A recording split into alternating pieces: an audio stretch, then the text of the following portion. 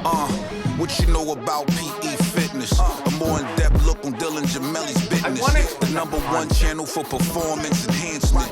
If you searching for muscle advance, can't learn it from a book or a pamphlet. Tune in for the answers, cause your body's too precious to take any chances.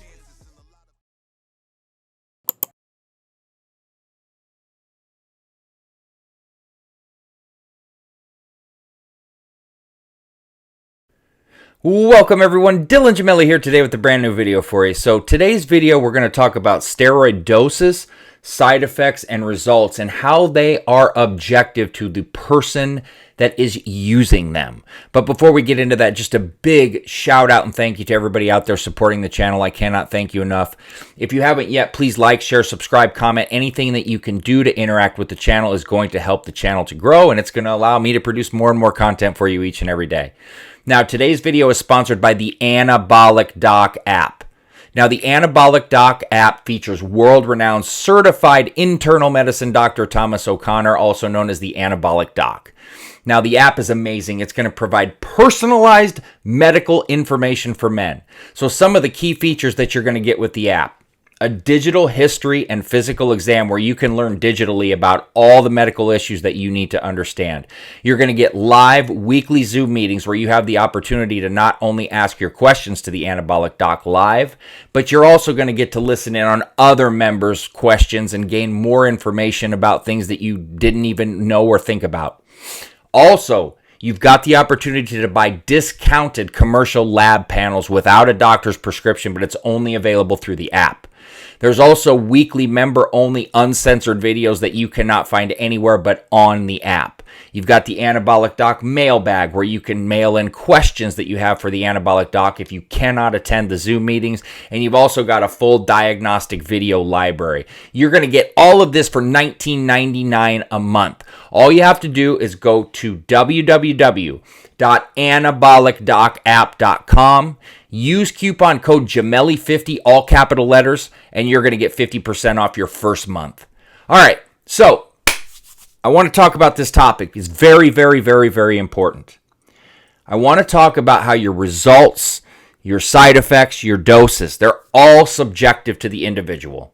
I can sit here and I can tell you that the average dose of test or whatever the case may be is 500 milligrams, which you guys know by now. You certainly know that I don't agree with that. That's just a number I'm throwing out because most people will tell you that you have to run 500 milligrams to make gains, which is absolutely asinine. And I've done a video on that I would encourage you to watch. But I can throw those numbers out like a lot of people will. They don't factor in anything. They don't factor in somebody, whether or not they're estrogen prone. They don't factor in any kind of past medical history, family history, etc. They often don't factor in your stats because if your body fat's too high, you're much more prone to estrogen conversion and a slew of other side effects than you would be at a good body fat. There's countless things that go into that. Some people are going to be far more sensitive to it than others, okay? And that goes without saying. There's so many different compounds and there's so many different reactions. So just as an example, I'm extremely estrogen prone. And for me, I require an aromatase inhibitor as soon as I get over 200 milligrams of test. And even on 200 milligrams, I've had blood panels where my estrogen gets up in the 50s, which is insane. It's absurd. I know guys that can run a gram of test, although I hate seeing that. I've seen guys that can go up to a gram of test and barely need an aromatase inhibitor.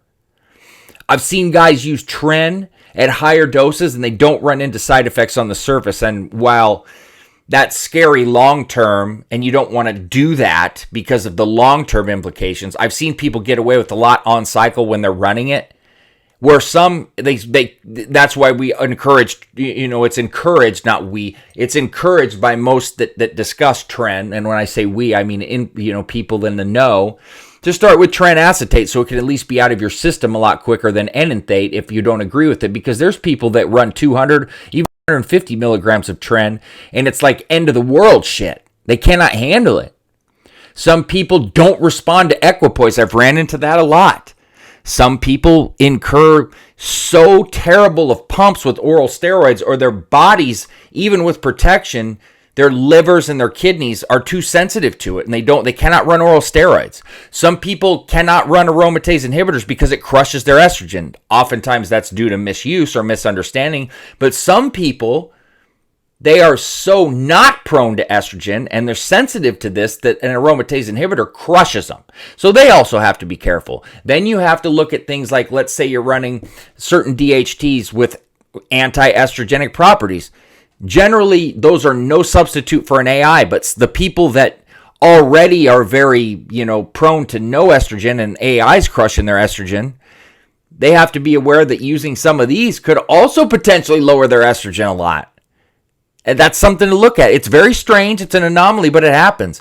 I've even seen some people use compounds that don't even aromatize or convert to estrogen that develop estrogenic issues. And sometimes it's inexplicable. You can't explain it.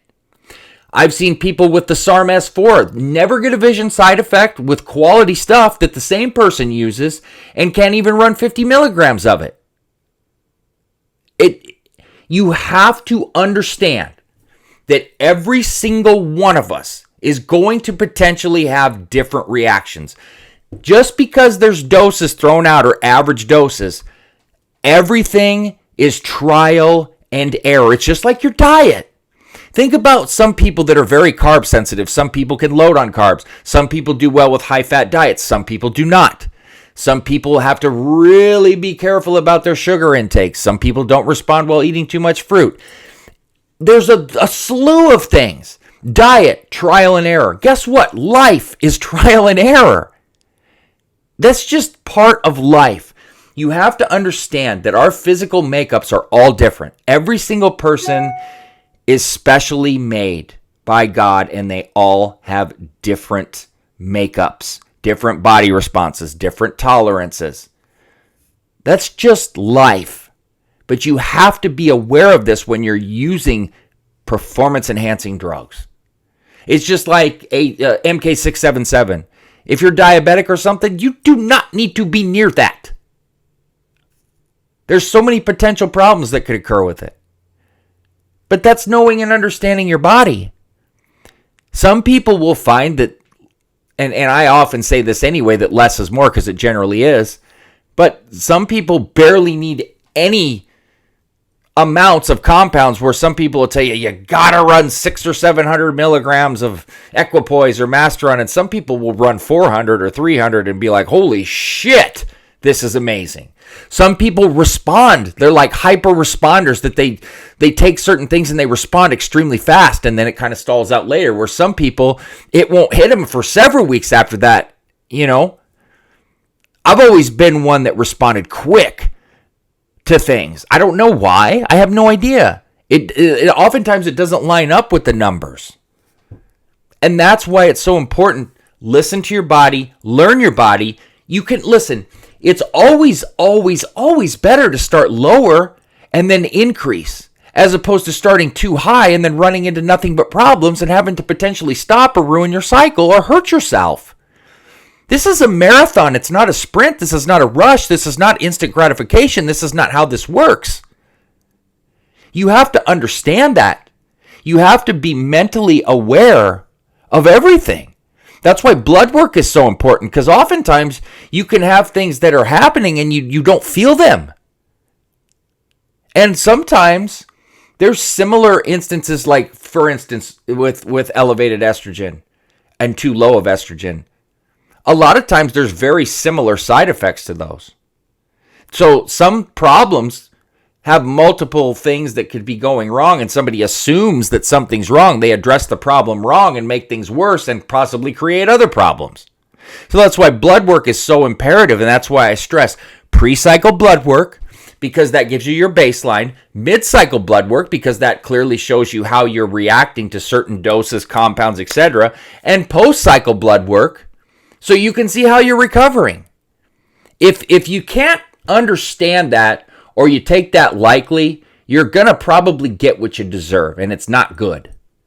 And I'm not putting that on anybody, but don't be shocked when things go wrong or you're not aware of something, etc., because you just didn't want to take the extra steps. You wanted to skimp on your PCT. You wanted to run crazy doses. You don't want to listen. You don't want to learn. That's why this is so delicate, and it takes a lot of understanding and precision and care. So I am simply keeping it real. I am nobody's dad. I am nobody's lecturer. I am none of that. I am just telling you straight, cold, hard facts to try to prevent you from running into problems later on.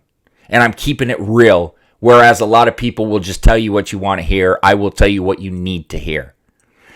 This isn't about feelings and hurting your feelings. This isn't about, trying to act like I know everything or be a dictator. This is cold, hard facts, and it's just part of life. So that being said, stay tuned for plenty more to come. Dylan Gemelli, signing off.